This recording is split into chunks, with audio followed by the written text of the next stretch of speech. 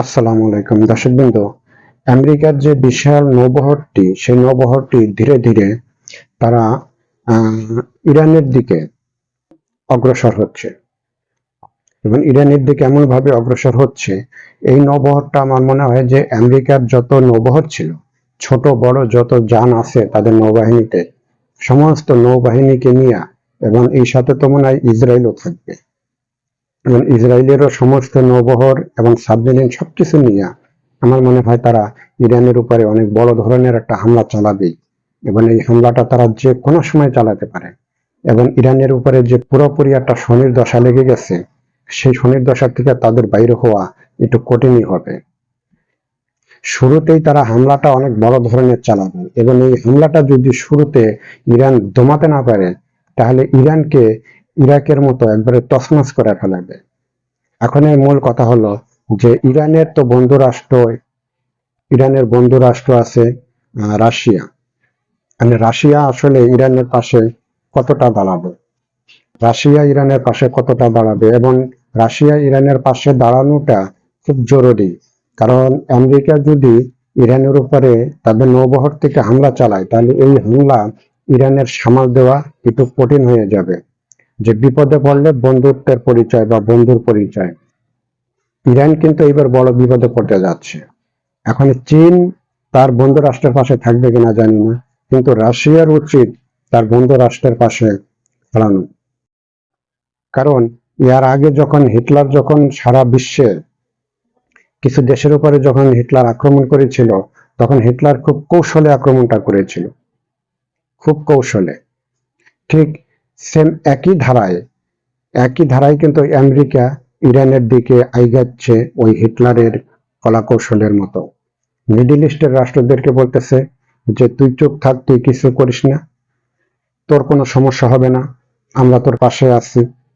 আবার ওকে বলতেছে তুই চুপ থাক, তুই কিছু বলিস না, আমরা তোর পাশে আছি। অর্থাৎ মিডল ইস্টের যারা একটু শক্তিশালী দেশ আছে, তাদেরকে চুপ করাইয়া একা ইরানকে ধরবে, এবং এই একা যে ইরানকে ধরবে, ইরানকে একবারে তছনছ করে ফেলাবে। ইরানও এই বিষয়টা নিয়ে ইরানও খুব সতর্ক অবস্থায় আছে, এবং ইরানও খুব সতর্ক অবস্থায় থাকবে। তা ধন্যবাদ। আমরা দোয়া করি যে শেষ মুহূর্তে এই যুদ্ধটা যাতে না হয়। যেরকম গ্রিনল্যান্ডকে কিন্তু ধরতে চেয়েছিল, কিন্তু গ্রিনল্যান্ডের থেকে ডোনাল্ড ট্রাম্প মুখ ফিরে নিছে, এবং তার কিছু কারণ আছে।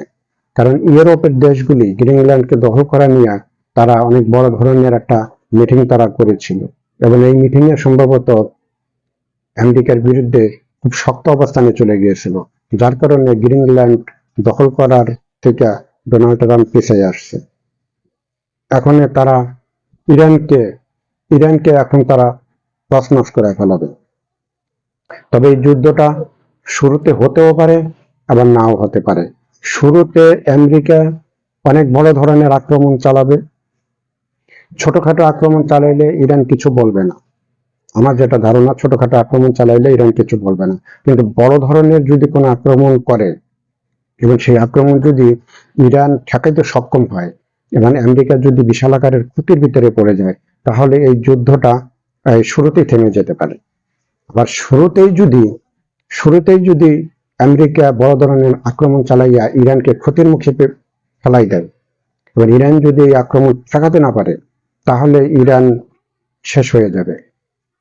ওই মুহূর্তে ইরানের পাশে রাশিয়ার মতো দেশ সাপোর্টের দরকার আছে, এবং চায়নার মতো দেশও তার সাথে মানে যুদ্ধটা বন্ধ করা নিয়ে যা কিছু করার, এটা চায়নাদেরও করা উচিত, রাশিয়ানদেরও করা উচিত।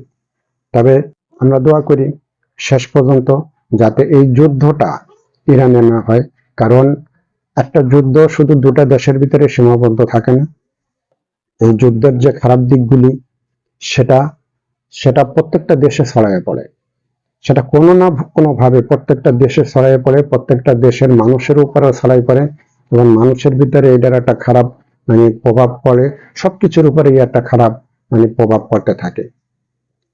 তো দোয়া করি যে এই যে শনির দশার ভিতরে ইরান পড়তে যাচ্ছে, এই শনির দশাটা কেটে যাক, এবং আমেরিকার প্রেসিডেন্ট তার মাথায় যেতে শুভ বুদ্ধির উদয় ঘটে এবং শুভবুদ্ধির উদয় ঘটুক এবং আমরাও সেটাই করি এবং শেষ পর্যন্ত এই যুদ্ধটা না হোক। সবাই আপনারা ভালো থাকবেন এবং ইরানের জন্য আমেরিকার জন্য আমরা সবাই দোয়া করি যাতে এই যুদ্ধটা না হয়। সবাই ভালো থাকবেন, সুস্থ থাকবেন। আসসালামু আলাইকুম।